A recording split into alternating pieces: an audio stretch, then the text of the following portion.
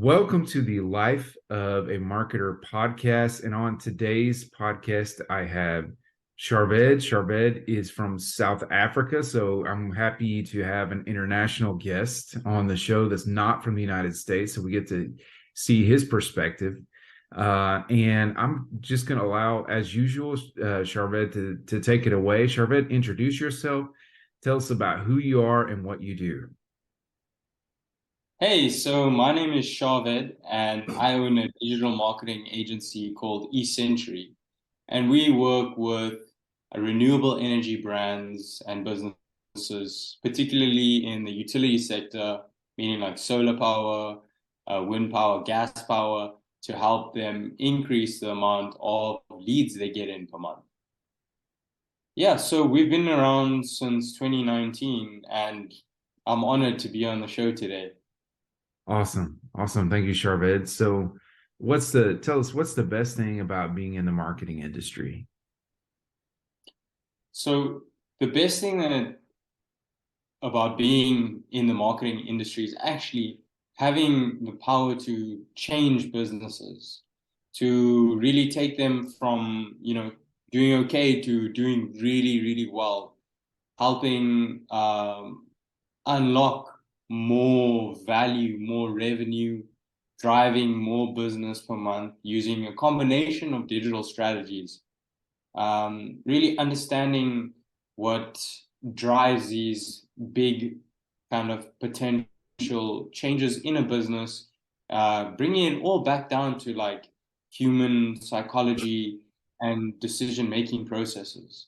So, yeah, while there's so many different approaches to digital marketing nowadays with AI coming out, all these different platforms, it really just boils down to understanding your target market, who you're trying to reach, and basically making an argument for the best possible outcome for your brand. Awesome. Awesome. And Sharved, what kind of marketing do you do for your clients? So do you do a lot of paid ads? Do you do a lot of SEO?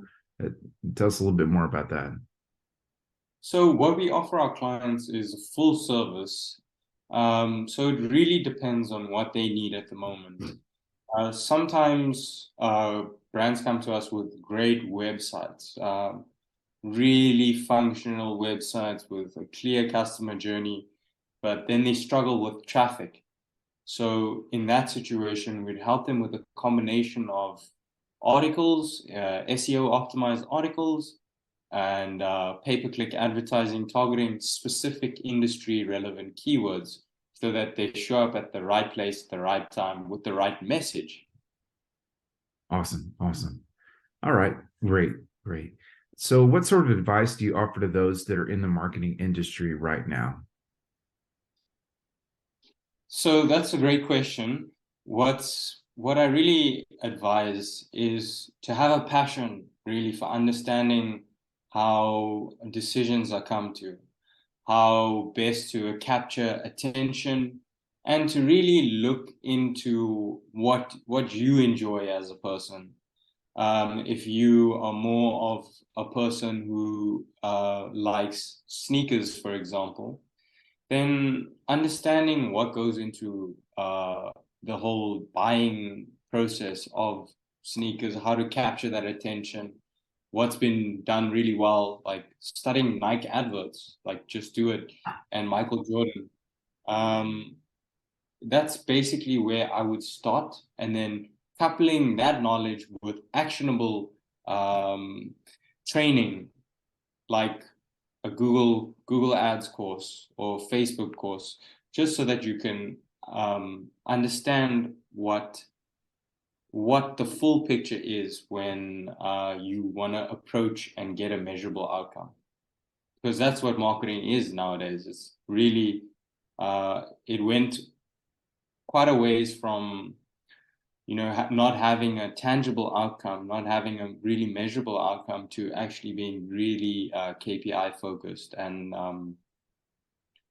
nowadays you can track all of your marketing. So it's really becoming more of an effective marketer in terms of even metrics nowadays, coupling the two. Awesome. And what are some, Charvin, what are some of your favorite research tools that you use when you're researching for a client? All right, so LinkedIn is a big tool that we actually use in a sense of connecting with the right people. Sales Navigator, and when we look in Google, there is SEO Quake that we use. There is also some of Neil Patel's free Ubersuggest tool. There is a free and a paid version there. And I mean, Facebook Ad Library is also a great place where we look to see whether companies are in fact marketing on Instagram or Facebook, and then we take it from there. Yeah, there's some of the most amazing free tools out there. I love Ubersuggest myself. That's a great tool. And then uh, any paid tools that you guys like to utilize? So right now on the paid tool side of things, Sales Navigator is one of our biggest tools that we use because we like to connect with the decision makers. And when it comes to Google Ads, we really find that Google's free tools do a really good job of actually getting the best bang for our buck for our clients. So we like to keep it as lean as possible. There has been some LinkedIn outreach automation, but with that comes risks of getting accounts suspended or temporarily blocked, Right. which now we actually advise against. And the best way to go about it is actually an organic way of really trying to build and develop relationships with our potential clients, not just spamming them with pitches as soon as we connect. Right, right, right. Yeah, our my favorite paid tool right now is AdBeat. AdBeat will allow you to put in a domain, give you the different ads and advertising medium. It's a pretty amazing tool. So if you ever want to check it out, it gets for what it is. It's a little expensive, I think, but it's a very valuable tool. And then for free, like Ubersuggest, that's just wonderful. All right, awesome. So changing gears a little bit, Charved, tell me what are some other successful people in marketing like yourself that you'd like to acknowledge that should be on the podcast? All right, so who I'd like to have on the podcast would be, I don't know if you've done maybe some of her courses, Joanna Wiebe. She's phenomenal. She's the original conversion copywriter. She would be great for the show, even if it is just for a quick episode. Another person that's really good is Thomas Garnett. He's quite big in the social media marketing space at the moment, and I think he's sharing really valuable insights into starting and scaling your own agency. Um, those are two guests that I think would be good for the show. Awesome. Thank you for sharing that, Charved. I appreciate that. And then for one final question for fun, tell me the oldest technology you remember using. Wow, so the oldest technology would be a floppy disk. Um, yeah, I mean, using those was like, I'll be honest, I didn't use it in the conventional way because when I started with those floppy disks, I mean, CDs were already out. We just had a bunch of them laying around at home. And basically, those were like irrelevant by the time I was there, but they still could store like one or two documents on there, which, back then was super impressive, but nowadays that's like nothing. So, I use a floppy disk. Yeah, so you had the are you talking about the big ones or the plastic ones that were this big? They were like this big, and then you could slide. There was like a little piece of metal at the top. You could slide it. I remember like breaking a few of those as a kid.